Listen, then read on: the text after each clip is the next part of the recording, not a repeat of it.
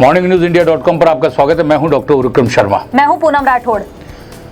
कर्नाटक चुनाव के अंदर अति आत्मविश्वास और सिर्फ अपने ही मुद्दों को जनता पर थोपना या स्वयं को यह मान लेना कि हमने जो तय कर दिया वही अंतिम है, और यही परिणाम रहा कि भारतीय जनता पार्टी को वहां मुंह की खानी पड़ी।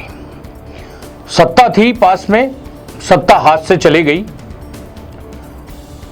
और सबसे बड़ी चीज देखिए आप कि अब तक जो भारतीय जनता पार्टी करती आ रही है कि नरेंद्र मोदी के चेहरे को सामने रख के चुनाव लड़ा जाएगा, तो नरेंद्र मोदी के चेहरे को सामने रख के चुनाव लड़ने की जहां बात आ रही है, पंजाब हाथ से गया, हिमाचल प्रदेश हाथ से गया और अब कर्नाटक भी हाथ से गया। अब आप इस चीज को देखिए, राजस्थान, मध्य प्रदेश, छत्तीसगढ़, तेलंगाना में चुनाव है। क्योंकि तेलंगाना के अंदर तो क्षेत्रीय पार्टियों का बिल्कुल दबदबा रहता है, लेकिन राजस्थान और छत्तीसगढ़ के अंदर कांग्रेस की सरकार है, जबकि मध्य प्रदेश में भारतीय जनता पार्टी की सरकार है। सवाल ये खड़ा होता है कि हर राज्य की जनता ये चाहती है कि उनको ये पता होना चाहिए कि उनका नेता कौन उसका सरकार आने पर राज करेगा, किसके नेतृत्व के अंदर सरकार चलेगी। बस लड़ाई यही है। इसी को रोकने के लिए पूरी कायनात लगी हुई है।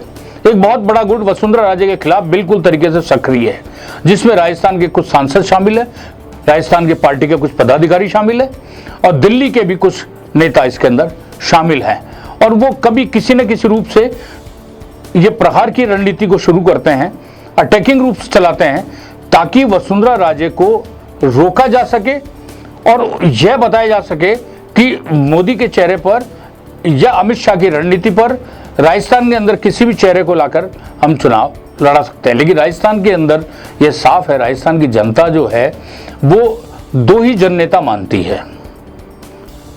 कांग्रेस में देखें तो अशोक गहलोत और भारतीय जनता पार्टी में देखें तो वसुंधरा राजे, ये दो ही जननेता हैं।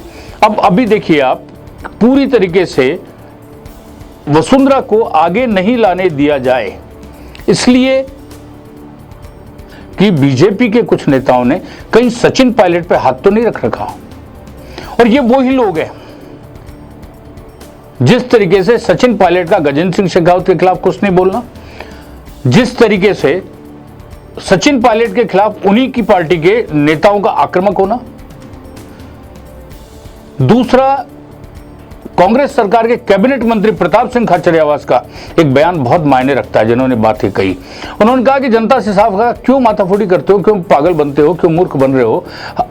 हम सब से मतलब पक्ष और विपक्ष, हम सब एक है पर्दे के पीछे। और खाचरियावास तो यही नहीं रुके, उन्होंने तो साफ तौर पे कहा कि हम बीजेपी वालों के साथ भी बैठकर पार्टी करते हैं। यानी यह साफ है कि खेल में कहीं ना कहीं साझा प्रयास तो हो ही रहा है। और ये साझा प्रयास किस लिए है?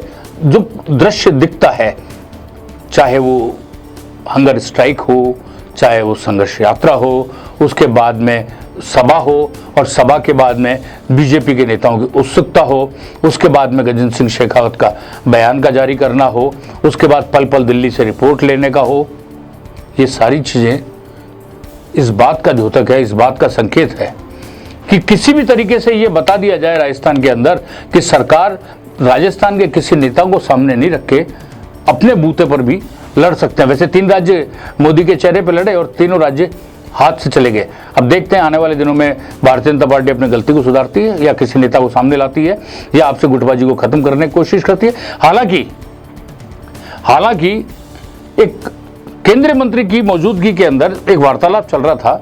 उस वार्तालाप के अंदर जब ये बात आ रही थी कि किसी भी तरीके से 3 लोग एक हो जाएं, उन 3 में एक वसुंधरा राजे, 2 में एक सांसद, एक वरिष्ठ विधायक, तीनों एक हो जाएं। लेकिन वहां सवाल आया जब ट्रस्ट ब्रीच हो चुका, तो जब ट्रस्ट ही टूट गया तो अब एक होने का सवाल ही नहीं है। लेकिन यह तय बात है, भारतीय जनता पार्टी रिप्लेस नहीं कर पा रही किसी को वसुंधरा राजे के आगे। और यही कारण है कि वसुंधरा अपनी गति से पूरे प्रदेश के अंदर लोगों से मिलना, लोगों से जुलना, भारतीय जनता पार्टी की नीतियों की बात करना, मोदी के शासन की तारीफ करना, मोदी के शासन की योजनाओं को जनता तक बताना, ये सब चीज़ कर रही है। लेकिन कभी भी कोई हल्का शब्द का प्रयोग ना तो पार्टी के लिए, ना पार्टी लाइन से अलग जाके कभी कुछ बोला। उन्होंने सिर्फ पार्टी को मजबूत करने की बात बोली, लेकिन उनको कमजोर करने के लिए जो धड़ा काम कर रहा है, वो धड़ा कितना सफल हो सकता है वो देखने वाली बात है। लेकिन जो राजस्थान में हालत इस समय बनी हुई है, वो कहने को दिख रहा है कि कांग्रेस के अंदर हंगामा मचा हुआ है, फूट पड़ी हुई है, गुटबाजी है। लेकिन राजस्थान की भाजपा के अंदर अंदरूनी तौर पे जो तलवारें चल रही है, जो गुट बने हुए हैं, और उसमें सबका मकसद सिर्फ एक है कि किसी न किसी रूप में, किसी न किसी तरीके से वसुंधरा राजे को आगे बढ़ने से रोका जाए। देखते हैं कितने सफल होते हैं, क्या होता है। पूनम, आप क्या मानते हैं कि रोक पाएंगे? क्या दृश्य होगा आगे का?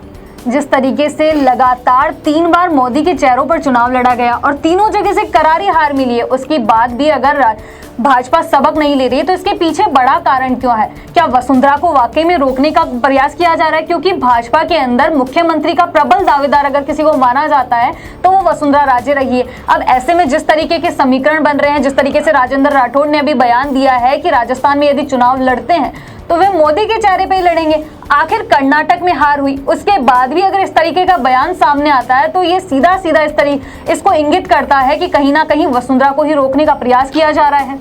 देखते हैं, आप भी देखते रहिए आने वाले दिनों में क्या दृश्य होता है। वसुंधरा का काफिला रुक पाएगा? वसुंधरा आगे बढ़ने से कोई रोक पाएगा? या वसुंधरा के खेमे के विरोधियों की हर चाल कामयाब होगी या हर चेहरा बेनकाब होगा? लेकिन होगा जो भी राजनीति के अंदर राजस्थान की में बड़ा भूचाल लाने वाला होगा। आप बने रहिए हमारे साथ, हम यूं ही आपको हर चीज का अपडेट देते रहेंगे। तब तक के लिए दीजिए मुझे और पूनम को इजाजत। नमस्कार।